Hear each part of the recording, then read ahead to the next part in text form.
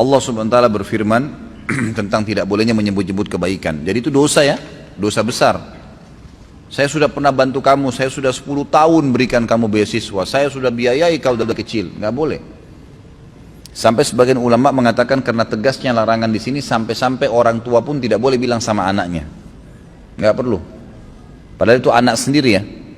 Apalagi kalau dibalik, anak bilang ke orang tuanya atau saudara bilang sama saudaranya, itu nggak boleh sama sekali.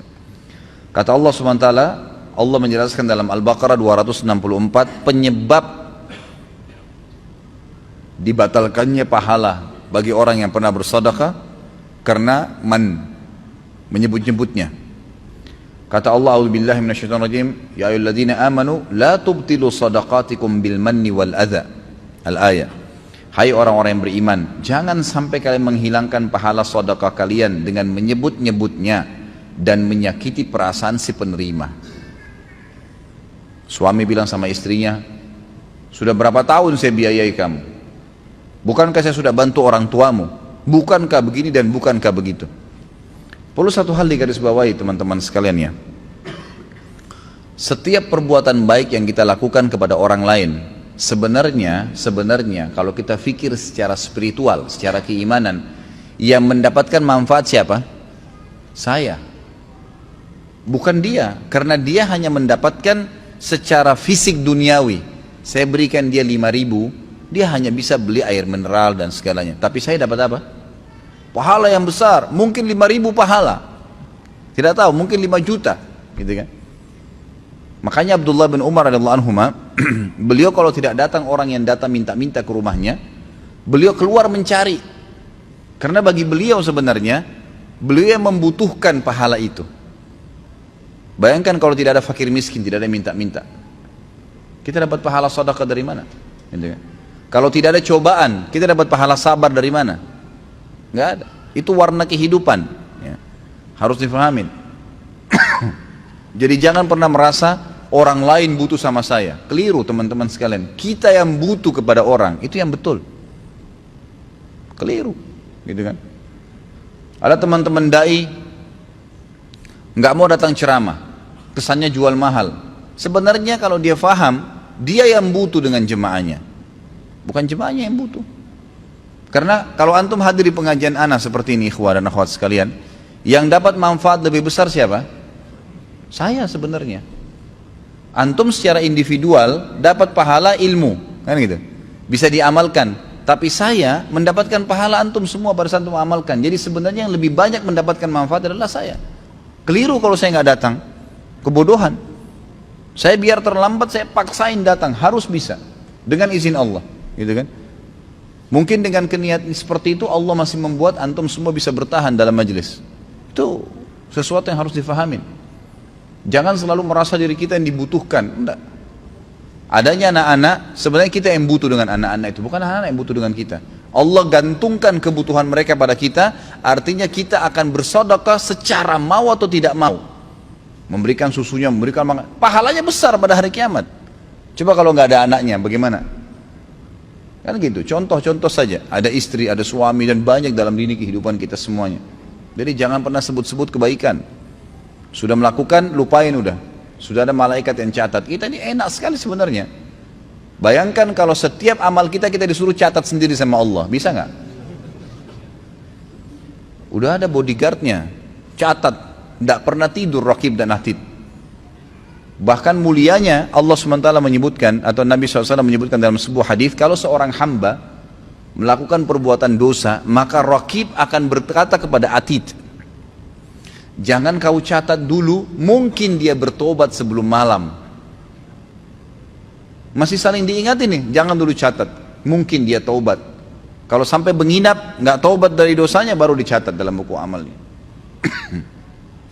Seperti itu. Jadi kita sudah sangat dimanjakan sama Allah SWT. Ada pencatatnya, tinggal berbuat saja. Mau berapa jumlahnya, malaikat sudah ahli, nggak pakai kalkulator nyatet. Kata Nabi SAW di dalam hadis yang sahih, ini saya tahu mungkin orang tua angkat antum tidak hadir ya, tapi mungkin bisa disampaikan ke beliau. Mungkin satu waktu Allahu alam Allah buka hidayah, dia bisa mendengarkan ceramah kita ini melalui YouTube, mungkin dia bisa tersentuh hatinya, kita nggak tahu, kita doakan.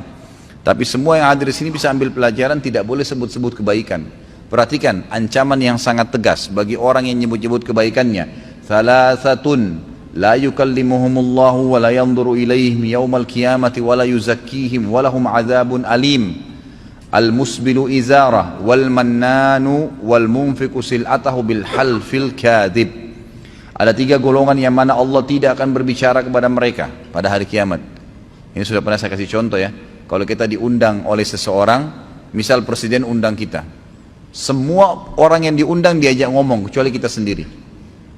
Nggak dilihat, nggak diajak ngomong. Gimana perasaannya? Semua orang ditanya kabarnya, dari mana asalnya. Ini lewat depan kita nggak ditanya. Nggak diajak ngomong sama sekali. Padahal semuanya diundang. Pasti ada perasaan yang tidak nyaman. Ini cuma contoh rasional saja. Allah tidak akan ngomong sama mereka pada hari kiamat. Tidak akan melihat mereka. Dan Allah tidak akan mensucikan mereka di timbangan amal. Karena hari kiamat mungkin dosa seseorang 200, pahalanya 198. Butuh 2 atau 3 pengampunan dosa supaya bisa masuk surga. Ada orang yang Allah maafin, udah deh dihapusin 5 dosanya, udah masuk surga, selamat. Tapi ini 3 golongan ini Allah nggak bantu. Butuh setengah pahala pun Allah nggak bantu, masuk neraka dulu. Nggak dilihat, nggak ada yang ngomong, dan tidak akan disucikan di timbangan hari kiamat. Dan mereka akan mendapatkan azab yang pedih, 4 ancaman. Yang pertama, orang yang memanjangkan pakaiannya melebihi mata kaki, isbal, yang sudah pernah saya jelaskan. Dan hadis ini pernah saya jadikan hujjah atau alasan. Ada orang yang bilang, oh isbal itu kan hanya dilarang kalau sholat. Hadis ini menjelaskan bukan masalah sholat. Di luar sholat pun sama. Oh Ustaz, saya kalau pakai celana jingkrang, mata kaki saya kelihatan jelek kelihatan. Itu persepsi. Ada orang di mall pakai sampai lututnya lebih tinggi, nggak dimasalahkan. Ada orang lebih tinggi lagi setengah paha, nggak dipermasalahkan. Kenapa yang naik di atas mata kakinya dipermasalahkan? Karena seorang muslim dalam mengimani tauhid uluhiyah, mengesahkan Allah dari sisi ibadah, adalah meyakini semua yang baik dan bagus dan indah itu di mata dia, apa yang bagus dan baik serta indah di mata Allah. Yang buruk di mata dia adalah semua yang buruk di mata Allah. Sudah, mau seluruh dunia tidak suka, terserah. Yang penting bagi saya, Tuhan saya mengatakan seperti ini, kan gitu. Itu namanya mengesahkan Allah dari sisi uluhiyahnya, penyembahan Allah secara murni. Kemudian yang ketiga, yang pertama, orang yang memanjangkan pakaian melebihi mata kaki bagi laki-laki dari atas ke bawah, bukan dari bawah ke atas. Kaos kaki nggak ada masalah. Yang kedua, orang yang suka menyebut-nyebut kebaikannya yang pernah diberikan kepada orang lain. Bayangkan ini, pernah berbuat baik loh, disebutin malah jadi masalah. Dan yang ketiga adalah penjual yang melariskan barang dagangannya dengan sumpah dusta. Hadis yang lain, kata Nabi SAW, "Thalathatun la yakbalullahu minhum sarfan wala adla, aqun wa mannanun wa mukadzibu bil qadar." Ada 3 golongan manusia yang mana Allah tidak akan menerima amal wajib maupun amal sunnah darinya, yaitu orang yang durhaka kepada kedua orang tuanya. Yang kedua, orang yang gemar menyebut-nyebut kebaikannya, dan orang yang mendustakan qadar, mendustakan takdir maksudnya, gitu kan. Jadi ada bahasan qada dan qadar, iman, rukun iman kita yang ke-6. Kalau qada itu keputusannya Allah, kalau qadar kapasitasnya, gitu kan. Jadi Allah SWT menciptakan semuanya, semua ini dengan qadanya Allah, keputusannya Allah, dan Allah berikan setiap qada ada kadarnya, ada kapasitas, gitu kan. Allah ciptakan lapar, ada kapasitasnya itu supaya laparnya bisa hilang, makan nasi sepiring, udah, itu kadar namanya. Orang capek, qada, keputusan Allah, ada kadarnya untuk menghilangkan capek itu. Semua punya qada dan qadar. Itu rukun iman kita, gitu kan.